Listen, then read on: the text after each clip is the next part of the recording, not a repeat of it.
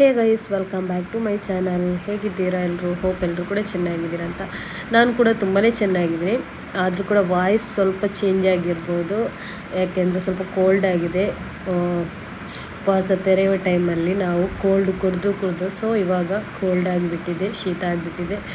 So ಹಾಗೆ ಸ್ವಲ್ಪ voice change ಇರ್ಬೋದು. ಸೊ ಹಾಗೆ ಮಾಷಾಲ್ಲ 8ನೇ ಉಪವಾಸ ಕಂಪ್ಲೀಟ್ ಆಯಿತು. ಸೊ 8ನೇ ಉಪವಾಸಿಗೆ ನಾನು ಮಾಡಿದ ಸ್ಪೆಷಲ್ ಡಿಶ್ ಏನಂದರೆ ಚಿಕನ್ ಟ್ಯಾಕೋಸ್. ಸೊ ತುಂಬ ಈಸಿ ಹಾಗೂ ಟೇಸ್ಟ್ ಕೂಡ ಇದೆ. ಅದನ್ನು ಯಾವ ಥರ ಮಾಡೋದಂತ ನೋಡೋಣ. ಸೊ ಮೊದಲಿಗೆ ಇಲ್ಲಿ ನಾನು ಹಿಟ್ಟನ್ನು ಕಲಸಿಡ್ತೀನಿ. ಸೊ ಅದಕ್ಕೆ ನಾನು ಮೈದಾ ತಗೊಂಡಿದ್ದೀನಿ. ಮೈದಾ ಅಂದರೆ ನಾನೊಂದು 3 ಕಪ್ಪಷ್ಟು ತಗೊಂಡಿದ್ದೀನಿ. ಸೊ ನಿಮಗೆ ಗೋಧಿಯಲ್ಲಿ ಮಾಡಬೇಕಂದ್ರೆ ಗೋಧಿ ಹಿಟ್ಟಲ್ಲಿ, ಸೊ ಗೋಧಿ ಹಿಟ್ಟಲ್ಲಿ ಮಾಡ್ಬೋದು. ಆದ ನಂತರ ರುಚಿಗೆ ಬೇಕಾದಷ್ಟು ಉಪ್ಪನ್ನು ಹಾಕಿ, ಸ್ವಲ್ಪ ಆಯಿಲ್ ಹಾಕಿ, ಮತ್ತು ಸ್ವಲ್ಪ ನೀರು ಹಾಕಿ ಮಿಕ್ಸ್ ಮಾಡಿ ಕಲಸಿಟ್ರೆ ಆಯಿತು. ಡೀಟೇಲಾಗಿ ನಾನು ತೋರಿಸಲಿಲ್ಲ. ಎಲ್ಲರೂ ಚಪಾತಿ ಯಾವ ಥರ ಮಾಡ್ತೀವಿ ಅದೇ ಥರ ಹಿಟ್ಟನ್ನು ಕಲಸಿಟ್ರೆ ಆಯಿತು.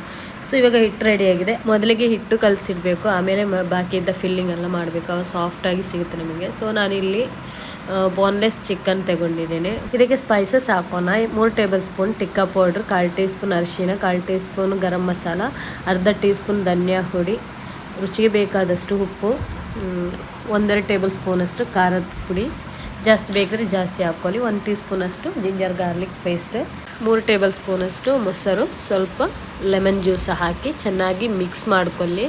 ಮಿಕ್ಸ್ ಮಾಡಿ ಇದನ್ನು ಒಂದು ಅರ್ಧ ಗಂಟೆ ಸೈಡಲ್ಲಿ ಆ ಥರ ಬಿಡಬೇಕು. ಯಾಕೆಂದರೆ ಅದರ ಮಸಾಲೆಲ್ಲ ಇಳಿದು ಚೆನ್ನಾಗಿ ಸಾಫ್ಟಾಗಿ ಬರುತ್ತೆ. ಆವಾಗ ಇದಕ್ಕೆ ಕಾರ್ನ್ಫ್ಲವರ್ ಏನು ಬೇಡ, ಇಷ್ಟೇ ಹಾಕಿದ್ರಾಯಿತು. ನಿಮ್ಮ ಜೊತೆ ಟಿಕ್ಕಾ ಪೌಡ್ರ್ ಇಲ್ಲ ಅಂದರೆ ಕಬಾಬ್ ಪೌಡ್ರ್ ಬರ್ತದಲ್ವ, ಸೊ ಅದನ್ನು ಕೂಡ ಹಾಕ್ಬೋದು. ಹಾಗೆ ನಾನಿಲ್ಲಿ 3 ಟೇಬಲ್ ಸ್ಪೂನಷ್ಟು ಎಣ್ಣೆ ಹಾಕಿದ್ದೀನಿ. ಆ ಎಣ್ಣೆಗೆ ಎಲ್ಲ ಚಿಕನನ್ನು ಬಿಸಿಯಾದ ನಂತರ ಹಾಕ್ತಾ ಇದ್ದೇನೆ. ನಾರ್ಮಲಿ ನಾವು ಕಬಾಬ್ ಫ್ರೈ ಮಾಡ್ತೀವಲ್ಲ ಆ ಥರ ಅಲ್ಲ, ಇದನ್ನು ನಾವು ಈ ಎಣ್ಣೆ ಎಲ್ಲ ಇದಕ್ಕೆ ಇಳಿತದೆ. ಅಂದರೆ ಎಲ್ದು ಚೆನ್ನಾಗಿ ಟೇಸ್ಟಾಗಿ ಅದರದ ಫುಲ್ ಜ್ಯೂಸಿಯಾಗಿ ಆಗುತ್ತೆ. ಜಾಸ್ತಿ ಕ್ರಿಸ್ಪಿ ಏನಿಲ್ಲ. ಸೊ ಇಷ್ಟೇ, ನೋಡಿದ್ರಲ್ವ, ಇಷ್ಟೇ ಇದರದ್ದು ಫ್ರೈ. ಜಾಸ್ತಿ ಏನು ಮಾಡ್ತಾಯಿಲ್ಲ ನಾನು ಕ್ರಿಸ್ಪಿಯಾಗಿ. ಅದಾದ ನಂತರ ಅದನ್ನೊಂದು ಸೈಡಲ್ಲಿ ಇಟ್ಟು, ಆನಂತರ ನಾನು ನಿಮಗೆ ಲಟ್ಟಿಸೋದೆಲ್ಲ ತೋರಿಸಲಿಲ್ಲ. ಮೈದಾವನ್ನು ಈ ಥರ ರೌಂಡ್ ಶೇಪಿಗೆ ಮಾಡಿದರೆ ಆಯಿತು. ನಾರ್ಮಲ್ ಎಲ್ಲರಿಗೂ ಗೊತ್ತುಂಟಲ್ವ ಯಾವ ಥರ ನಾವು ಲಟ್ಟಿಸೋದಂತ. ಸೊ ಅದಕ್ಕೆ ನಾನು ಇದನ್ನು ತೋರಿಸಲಿಲ್ಲ. ಸೊ ಆದ ನಂತರ ಇವಾಗ ನಾವು ಚಪಾತಿಯನ್ನು ಬೇಯಿಸೋಣ. ಸೊ 2 ಸೈಡ್ ಮಗಚಿ ಕೂಡ ಹಾಕಿ ಬೇಯಿಸಬೇಕು. ಫುಲ್ಲು ಜಾಸ್ತಿ ಬೇಯಬೇಕಂತೇನಿಲ್ಲ, ಅರ್ಧ ಭಾಗದಷ್ಟು ಬೆಂದರೆ ಸಾಕು. ಸೊ ಇವಾಗ ಇದು ರೆಡಿ ಆಯಿತು. ಇದನ್ನು ನಾನು ಎಲ್ಲ ಬಾಕಿದ್ದದನ್ನು ಇದೇ ಥರ ಮಾಡಿ ಒಂದು ಪ್ಲೇಟಲ್ಲಿ ಹಾಕಿಡ್ತೀನಿ. ಸೊ ಇದಕ್ಕೆ ಚಿಕನ್ ಆಯ್ತಲ್ವ, ನೆಕ್ಸ್ಟ್ ಸಲಾಡ್ ಥರ ಒಂಥರ ಫಿಲ್ಲಿಂಗ್ ಮಾಡೋಣ. ಅದಕ್ಕೆ ನಾನಿಲ್ಲಿ ಒಂದು ಈರುಳ್ಳಿ, ಒಂದು ಅರ್ಧ ಭಾಗದಷ್ಟು ಕ್ಯುಕುಂಬರ್, ಅರ್ಧ ಭಾಗದಷ್ಟು ಕ್ಯಾಪ್ಸಿಕಮ್, ಒಂದು ಅರ್ಧ ಭಾಗದಷ್ಟು ಟೊಮೆಟೊ ಹಾಗೆ ಸ್ವಲ್ಪ ಕೊರಿಯಂಡರ್ ಲೀಫನ್ನು ಕಟ್ ಮಾಡಿ ಇಟ್ಟಿದ್ದೆ. ಸೊ ಅದಕ್ಕೆ ನಾನು ಪೆಪ್ಪರ್ ಪೌಡ್ರ್ ಮತ್ತು ರುಚಿಗೆ ಬೇಕಾದಷ್ಟು ಉಪ್ಪನ್ನು ಹಾಕಿ ಮಿಕ್ಸ್ ಮಾಡಿ ಇಟ್ಟೆ. ಅದ ನಂತರ ನಮ್ಮದು ಚಪಾತಿ ಉಂಟಲ್ವ, ರುಮಾಲಿ ಚಪಾತಿ ಏನು ಬೇಕಾದರೂ ಹೇಳ್ಬೋದು, ಅದನ್ನು ತಗೊಂಡು ನಾನಿಲ್ಲಿ tandoori mayonnaise, home made mayonnaise ಇದು ನಾನು ಮಾಡಿದ್ದೆ. ಸೊ ಅದನ್ನು ಇದಕ್ಕೆ ಸ್ಪ್ರೆಡ್ ಮಾಡ್ತಾ ಇದ್ದೀನಿ. ಆದ ನಂತರ ನಾವು ಮೊಸರೆಲ್ಲಾ ಚೀಸ್ ಉಂಟಲ್ವ, ಗ್ರೇಟ್ ಮಾಡಿದ್ದು, ಅದನ್ನು ಹಾಕಬೇಕು. ಮೊಸರೆಲ್ಲಾ ಚೀಸ್ ಜಾಸ್ತಿ ಹಾಕಿದರೆ ತುಂಬ ಟೇಸ್ಟಿ ಆಗ್ತದೆ. ಅದಾದ ನಂತರ ನಾವು ಫ್ರೈ ಮಾಡಿಟ್ಟ ಚಿಕನ್ ಉಂಟಲ್ವ, ಅದನ್ನು ಕೂಡ ಇದರ ಮೇಲೆ ಹಾಕಿ, ಮೇಲ್ಗಡೆ ಸ್ವಲ್ಪ ಚೀಸನ್ನು ಹಾಕಿ ನಾವು ಚಪಾತಿಯನ್ನು ಕ್ಲೋಸ್ ಮಾಡಿದ್ರಾಯಿತು, ಕವರ್ ಮಾಡಿದ್ರಾಯಿತು. ಮತ್ತು ಸಲಾಡ್ ಉಂಟಲ್ವ, ಅದು ನಾನು ಲಾಸ್ಟಿಗೆ ಹಾಕೋದು. ಯಾವ ಥರ ಹಾಕೋದಂತ ವಿಡಿಯೋ ಸ್ಕಿಪ್ ಮಾಡಬೇಡಿ, ನೋಡ್ಕೊಳ್ಳಿ, ಆವಾಗ ನಿಮಗೆ ಗೊತ್ತಾಗುತ್ತೆ. ಸೊ ಇವಾಗ ನಾನು ಒಂದು ಪ್ಯಾನಿಗೆ ಸ್ವಲ್ಪ ಗೀ ಸ್ಪ್ರೆಡ್ ಮಾಡ್ತಾ ಇದ್ದೇನೆ. ಆಯಿಲ್ ಬೇಕಿದ್ರೆ ಆಯಿಲ್ ಹಾಕ್ಬೋದು, ನಾನಿಲ್ಲಿ ಗೀ ಸ್ಪ್ರೆಡ್ ಮಾಡ್ತಾ ಇದ್ದೀನಿ. ಸೊ ಇದನ್ನು ಈ ಥರ ಫೋಲ್ಡ್ ಮಾಡಬೇಕು, ನೋಡಿದ್ರಲ್ವ ಗೈಸ್ ಹೇಗೆ ಅಂತ. ಸೊ ಈ ಥರ ಫ್ರೈ ಮಾಡಿ ಬಿಸಿಯಾದ ಪ್ಯಾನಲ್ಲಿ ನಾವು ಇದನ್ನು ಬೇಯಿಸಬೇಕು. ಆವಾಗ ನಮಗೆ ಚೆನ್ನಾಗಿ ಕ್ರಿಸ್ಪಿಯಾಗಿ ಬರುತ್ತೆ. ಮೈದಾ ಅಂದರೆ ಕ್ರಿಸ್ಪಿ ಜಾಸ್ತಿ ಆಗುತ್ತೆ, ಟೇಸ್ಟಿ ಕೂಡ ಜಾಸ್ತಿ. ಹಾಗೆ ಗೋಧಿ ಹಿಟ್ಟಲ್ಲಿ ಕೂಡ ಮಾಡ್ಬೋದು, ಅದು ಕೂಡ ಚೆನ್ನಾಗಿ ಆಗುತ್ತೆ. ಎಷ್ಟು ಕ್ರಿಸ್ಪಿನೆಸ್ ಬರಲ್ಲ ಗೋಧಿ ಹಿಟ್ಟಲ್ಲಿ ಮಾಡಿದರೆ, ಅದಕ್ಕೆ. ಸೊ ಇವಾಗ ನೋಡಿ, ನಾನು ಈ ಥರ ಇದನ್ನು ಫ್ರೈ ಮಾಡ್ತಾಯಿದ್ದೆ. ಒಂದು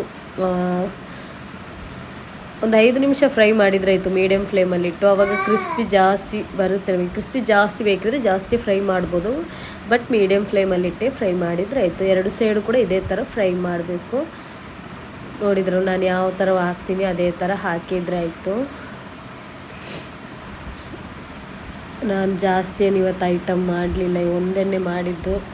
ಆಗ್ತಾನೇ ಇರಲಿಲ್ಲ, ಹುಷಾರಿರಲಿಲ್ಲ, ಸ್ವಲ್ಪ ಕೋಲ್ಡ್ ಆಗಿದೆ.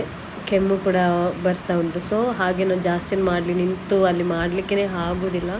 ಸೊ ಮಕ್ಕಳು ಉಪವಾಸ ಹಿಡ್ದಿದ್ದಾರಲ್ಲ, ಮಕ್ಕಳು ಉಪವಾಸ ಇದ್ದರೆ ಏನಾದರೂ ಮಾಡಬೇಕು ಅಂತ. ನಾವು ಉಪವಾಸ ಇದ್ದರೆ ನಮಗೇನು ಬೇಕಂತಿಲ್ಲ, ಏನಾದರೂ ಜ್ಯೂಸ್ ಡ್ರಿಂಕ್ಸ್ ಏನಾದರೂ ಕುಡಿದು ನಾವು ಸುಮ್ಮನೆ ಇರ್ತೀವಿ. ಮಕ್ಕಳಿಗೆ ಆದರೆ ಅದು ವೆಯ್ಟ್ ಮಾಡ್ತಾ ಇರ್ತಾರೆ. ಸೊ ಅದಕ್ಕೆ ನಾನು ಮಾಡ್ತಾ ಇರೋದು. ಸೊ ಇವಾಗ ನೋಡಿ ನಾನು ಓಪನ್ ಮಾಡಿ ತೋರಿಸ್ತೀನಿ. ಎಷ್ಟು ಚೀಸಿಯಾಗಿದೆ, ತುಂಬ ಟೇಸ್ಟಿ ಕೂಡ ಇತ್ತು, ಚೆನ್ನಾಗಿ ಬಂದಿತ್ತು ಇದು. ನೀವು ಕೂಡ ಟ್ರೈ ಮಾಡಿದ್ದನ್ನು. ಸೊ ಫೈನಲ್ ನಾನಿವಾಗ ಸಲಾಡನ್ನು ಈ ಥರ ಹಾಕ್ತಾ ಇದ್ದೀನಿ ಮೇಲ್ಗಡೆಯಿಂದ. ಜಾಸ್ತಿ ಬೇಕಂತಿಲ್ಲ, ಈ ಥರ ನಾನು ಹಾಕ್ತೀನಲ್ವ ಅಷ್ಟೇ ಹಾಕಿದರೆ ಆಯಿತು. ಇವಾಗ ನಿಮಗಿದು ಟ್ಯಾಕೋಸ್ ಉಂಟಲ್ವ, ದೊಡ್ಡದು ಸೈಜಲ್ಲಿ ಬೇಕಿದ್ರೆ ದೊಡ್ಡ ಸೈಜಲ್ಲಿ ಮಾಡ್ಬೋದು. ಮೀಡಿಯಮ್ ಇಷ್ಟೇ ಸೈಜಲ್ಲಿ ಮಾಡಿದೆ ಆ್ಯಕ್ಚುಲಿ. ಸೊ ಅದಕ್ಕೆ ನಾನು ನಾರ್ಮಲ್ ಸೈಜಲ್ಲೇ ಮಾಡಿದೆ. ಸೊ ಮೇಲ್ಗಡೆ ಮತ್ತು ನಾವು ಮಯೋ ಹಾಕಿದ್ರಾಯಿತು, ಮಯೋ ಕೆಚಪ್ ಕೂಡ. ಇವಾಗ ಸೂಪರ್ ಟೇಸ್ಟಿ ಚಿಕನ್ ಟ್ಯಾಕೋಸ್ ಇಲ್ಲಿ ರೆಡಿ ಆಯಿತು. ಸೊ ನೋಡಿದ್ರಲ್ವ ಯಾವ ಥರ ನಾನು ಮಾಡಿದೆ ಅಂತ. ಸೊ ನೀವು ನಾಳೆಯದ್ದು ಉಪವಾಸಕ್ಕೆ ಇದನ್ನು ಖಂಡಿತವಾಗ್ಲೂ ಮಾಡಿ. ತುಂಬ ಅಂದರೆ ತುಂಬಾ ಟೇಸ್ಟಿ ಇದೆ, ಹಾಗೆಯೇ ಹೊಟ್ಟೆನೂ ಫಿಲ್ ಆಗುತ್ತೆ. ಸೊ ನಾನು ಸ್ವಲ್ಪ ಮೇಲ್ಗಡೆಯಿಂದ ಈ ಥರ ಮಯೋ ಮತ್ತು ಕೆಚಪ್ ಹಾಕ್ತಾ ಇರ್ತೀನಿ. ಸೊ ಇದು ಬಿಸಿ ಇರುವಾಗಲೇ ತಿನ್ನಲಿಕ್ಕೆ ತುಂಬಾ ಚೆನ್ನಾಗಿ ಆಗ್ತದೆ. ಮೈದಾ ಅಲ್ವಾ, ಸ್ವಲ್ಪ ಹೊತ್ತು ಇಟ್ಟರೆ ಹಾಡಾಗುತ್ತೆ, ಹಾಗಂತ ಬೇಗನೆ ಆಗಲ್ಲ, ಅರ್ಧ ಗಂಟೆ ಇಟ್ಟು ನಮಗೆ ತಿನ್ಬೋದು. Yes, it's so yum. So ನೀವು ಕೂಡ ಇದನ್ನು ಟ್ರೈ ಮಾಡಿ, ಮನೆಯಲ್ಲಿ ಮಾಡಿ ಮಕ್ಕಳಿಗೆ ಕೊಡಿ, ನೀವು ಕೂಡ ತಿಂದು ನೋಡಿ. ನನ್ನ ಇವತ್ತಿನ ರೆಸಿಪಿ ನಿಮಗೆ ಇಷ್ಟ ಆಗಿದೆ ಅಂತ ಭಾವಿಸ್ತಾ ಇದ್ದೇನೆ. ಸೊ ಇಷ್ಟ ಆಗಿದ್ದಲ್ಲಿ ಪ್ಲೀಸ್ ಸಬ್ಸ್ಕ್ರೈಬ್ ಮಾಡಿ, ಹಾಗೆಯೇ ಫ್ಯಾಮಿಲಿ ಫ್ರೆಂಡ್ಸ್ಗೆ ಶೇರ್ ಮಾಡಲಿಕ್ಕೆ ಕೂಡ ಮರಿಬೇಡಿ. ಕಮೆಂಟ್ ಲೈಕ್ ಕೂಡ ಮಾಡಿ, ಹಾಗೆ ಹತ್ತಿರದಲ್ಲಿರುವ ಬೆಲ್ ಐಕಾನ್ ಕೂಡ ಪ್ರೆಸ್ ಮಾಡಿದರೆ ನಾನು ಹಾಕುವ ವೀಡಿಯೋದೆಲ್ಲ ನೋಟಿಫಿಕೇಷನ್ ನಿಮಗೆ ಮೊದಲಿಗೆ ಬರುತ್ತೆ. ಸೊ ನೆಕ್ಸ್ಟ್ ವೀಡಿಯೋದಲ್ಲಿ ಸಿಗೋಣ. ಬಾಯ್.